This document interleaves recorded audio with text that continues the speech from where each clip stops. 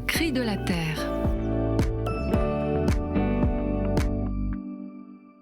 Il y en a trop.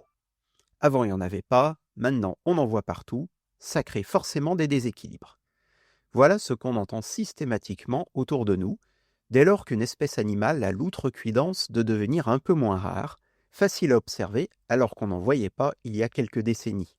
C'est même aujourd'hui le cas de la cigogne blanche, qu'on aurait cru épargnée grâce à son capital folklorique. Dernièrement, c'est le journal La Manche Libre qui affirme que leurs effectifs, devenus importants dans les marais du Cotentin, déséquilibrent les milieux naturels, dans son article du 8 novembre. Sans la moindre étude à l'appui de cette affirmation, bien entendu.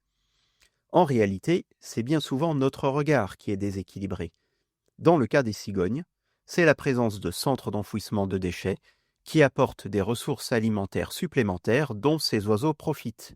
Si déséquilibre il y a, c'est nous qui sommes à l'origine, tout comme nous sommes à l'origine de la présence dans les marais de ces fameuses écrevisses américaines ou écrevisses de Louisiane, dont les cigognes européennes font une consommation énorme.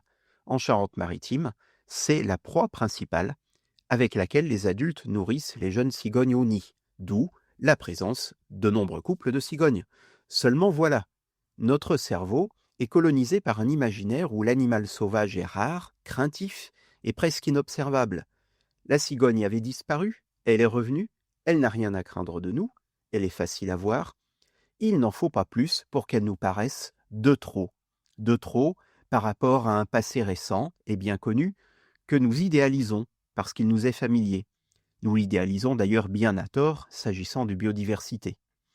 Et ainsi, tout changement est assimilé à un déséquilibre. Les hérons, la buse variable, facile à voir le long des routes sur son piquet, le milan royal à la belle queue rousse, tous suscitent le même réflexe. C'est nouveau, ça dérange, c'est en trop. Pourtant, il s'agit juste d'espèces qui reconquièrent le terrain perdu après avoir été quasi éradiquées. Ce n'est pas un déséquilibre, mais un retour partiel à un peu d'un équilibre antérieur. Personne n'a relâché ni répandu de buses de cigognes, de loups ou de vipères, et les paysages de notre enfance n'étaient pas non plus des milieux naturels sains et équilibrés, bien au contraire.